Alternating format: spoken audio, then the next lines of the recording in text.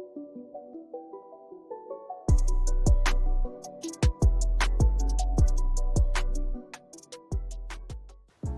guys, perkenalkan nama saya Fatur Rahman Arasid, saya dari kelas 2 MO04. Di video kali ini saya akan menjelaskan materi dari mata kuliah Human Relation.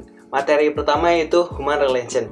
Definisi Human Relation adalah suatu proses interaksi yang terjadi antara seseorang dengan orang lain untuk mendapatkan adanya saling pengertian, kesadaran, dan kepuasan psikologis.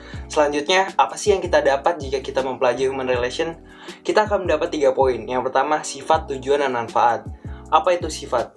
Sifat adalah hubungan sesama manusia tidak seperti orang berkomunikasi biasa, tetapi hubungan antara orang-orang yang berkomunikasi di mana mengandung unsur-unsur kejiwaan yang amat mendalam. Yang kedua, ada tujuan. Tujuan dari Human Relation adalah menciptakan rasa saling pengertian yang baik untuk mewujudkan seluruhan unsur-unsur dan mengembangkan hubungan yang positif antara suatu individu dengan organisasi. Materi selanjutnya, definisi Human Relation. Definisi Human Relation terbagi menjadi dua, yaitu luas dan sempit. Definisi Human Relation dalam arti luas adalah menyangkut komunikasi persuasif yang dilakukan oleh seseorang kepada orang lain secara tatap muka dalam segala situasi dan dalam semua bidang kehidupan, sehingga menumbuhkan kebahagiaan dan kepuasan hati kepada kedua belah pihak. Sedangkan, dalam definisi Human Relation dalam arti sempit adalah mencakup interaksi seseorang dengan orang lain dalam hubungan kerja dan dalam organisasi. Selanjutnya, komunikasi dalam Human Relation bertujuan untuk mempererat rasa persaudaraan dan mendapatkan suatu kepuasan dari apa yang telah mereka kerjakan. Selain itu, komunikasi dalam Human Relation memiliki 3 fungsi. Yang pertama, untuk meningkatkan gairah kerja suatu organisasi. Yang kedua, untuk meningkatkan hubungan kerja serta kerjasama di antara teman kerja. Yang ketiga, untuk mengurangi aspek-aspek negatif dari timbulnya konflik maupun frustasi dan lain-lain. Selanjutnya ada komunikasi efektif. Komunikasi efektif adalah komunikasi yang mampu untuk menghasilkan perubahan sikap pada orang yang terlibat dalam komunikasi. Dalam komunikasi efektif memiliki 5 hukum, yaitu respect, empathy, audible, clarity, dan humble. Materi selanjutnya yaitu communication style and self-wisdom. Pertama ada understanding your communication style. Gaya komunikasi merupakan jendela untuk memahami bagaimana dunia memandang seseorang sepenuhnya sebagai suatu kepribadian yang unik. Hal ini mempengaruhi hubungan seseorang baik dalam karir dan kesejahteraan emosional. Yang kedua ada the controlling style. Gaya komunikasi ini bersifat mengendalikan dan ditandai dengan adanya satu kehendak atau maksud untuk membatasi, memaksa, mengatur perilaku, pikiran, dan tanggapan orang lain. Yang ketiga ada the equalitarian style. Aspek penting dari gaya ini adalah adanya landasan kesamaan dan ditandai dengan berlakunya arus penyebaran pesan-pesan verbal, lisan maupun tulisan yang bersifat dua arah. Materi selanjutnya, self-esteem atau harga diri. Menurut derajat, harga diri sudah terbentuk pada masa kanak-kanak, sehingga seorang anak sangat perlu mendapatkan rasa penghargaan dari orang tuanya. Selain itu, Cooper Smith mengungkapkan 4 aspek pembentukan self-esteem. Yang pertama ada kekuatan individu atau power. Yang kedua ada keberhasilan individu atau significance sense. Yang ketiga ada kebajikan individu atau virtue.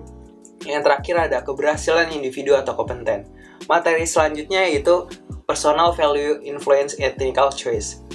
Di materi ini memiliki 3 aspek, yaitu karakter, integritas, dan moral. Karakter adalah sifat batin yang mempengaruhi segenap pikiran, perilaku, budi pekerti, dan tabiat yang dimiliki manusia atau makhluk hidup lainnya. Integritas adalah sebuah nilai yang selalu menjadi dasar untuk menjamin kejujuran nilai-nilainya. Selanjutnya moral. Moral adalah aturan kesusilaan yang meliputi semua norma kelakuan, perbuatan, tingkah laku, dan yang baik.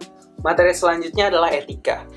Menurut Magnus Suseno, etika adalah sebuah ilmu dan bukan sebuah ajaran.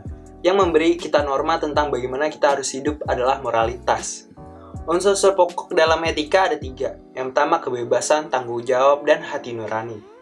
Materi selanjutnya yaitu attitude change shape your life. Menurut Ella, sikap sebagai suatu pola perilaku, tendensi, atau kesiapan antisipatif, predisposisi untuk menyesuaikan diri dalam situasi sosial, atau secara sederhana sikap adalah respon terhadap stimulasi sosial yang telah terkondisikan. Komponen sikap ada 3, yaitu kognitif, afektif, dan konaktif. Apa saja sih faktor yang mempengaruhi dalam pembentukan sikap? Menurut Azwar ada 6 faktor. Yang pertama pengalaman pribadi, yang kedua ada pengaruh orang lain yang dianggap penting, yang ketiga ada pengaruh kebudayaan, yang keempat ada media massa, yang kelima ada lembaga pendidikan dan lembaga agama, dan yang keenam ada pengaruh faktor emosional. Materi selanjutnya membantu orang lain mengubah sikap mereka. Yang pertama ada ubah kondisi yang mendahului perilaku tersebut. Jika Anda ingin mengubah sikap seseorang, kenali perilaku yang mewakili sikap buruk tersebut. Dan ubah kondisi yang mendahului perilaku serta pertimbangan situasi Anda. Yang kedua ada motivasi diri. Motivasi itu merupakan penyemangat yang bisa datang dari diri sendiri maupun orang lain. Yang ketiga ada keterbukaan untuk berubah. Di era informasi, tantangan terbesar bagi banyak pekerja adalah menyesuaikan diri dengan laju perubahan yang semakin cepat. Oke guys, gue bakal nampilin video untuk pembelajaran. Kalian bisa simak video ini. Oke guys, di sini kita akan menonton film untuk pembelajaran. Di sini kita akan menyaksikan film komunikasi verbal dan non-verbal. Jadi tuh di sini akan ada contohnya gimana sih komunikasi verbal itu dan non-verbal, dan langsung kita tonton.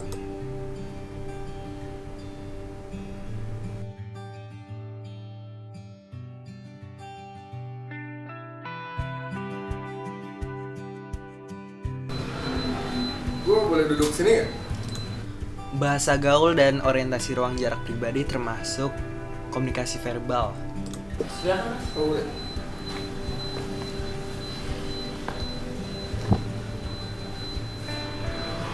Mas, boleh pinjam korek nggak? Gak ada mas, gak rokok.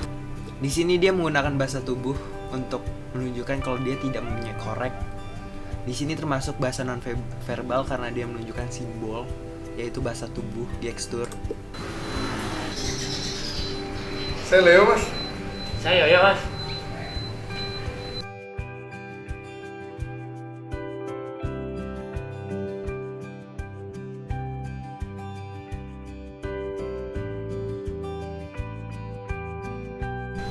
Mas, udah kerja ya? Belum kok mas, saya masih mahasiswa. Ini KTM saya. Saya mahasiswa FISIP, ilmu komunikasi di Universitas Brawijaya. Saya juga anak FISIP mas, tapi saya anak HI. Wah, berarti kita sama-sama dari Fakultas Jingga ya? Iya mas. FISIP Tangguh satu perjuangan ya. FISIP. Oh iya mas, gimana kuliah di HI? Susah sih mas. Banyak banget tugasnya sampai pusing. Gak apa-apa lah mas, namanya juga kuliah. Boleh nanya gak mas? Boleh mas, mau nanya apa? Mas, mau hujan nih mas? Mau nongkrong bentar nggak? Sekalian ngopi. Ayo. Ayo.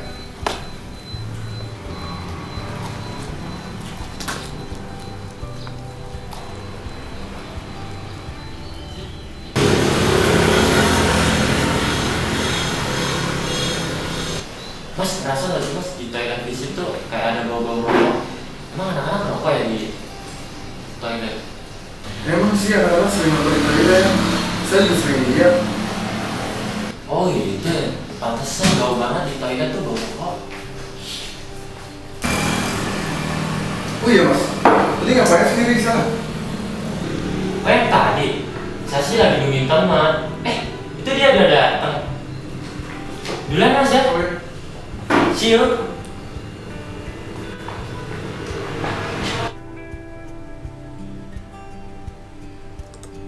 Dari video ini kita bisa mengetahui gimana sih komunikasi verbal dan non-verbal itu.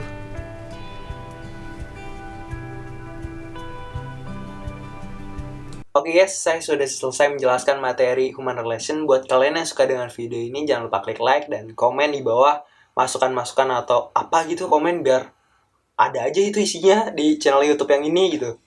Dan buat kalian jangan lupa klik subscribe gitu. Siapa tahu gitu kalian pengen tahu tentang gue, tapi gue jarang sih upload di video ini. Gue lebih fokus di channel satu lagi. Buat kalian yang pengen tahu, saran gue kalian bisa follow Instagram gue, Fature, asik promosi. Gak apa-apa lah. Oke guys, gini video kali ini. Kalau kalian suka jangan klik like, comment, and subscribe. Gue Fature, bye.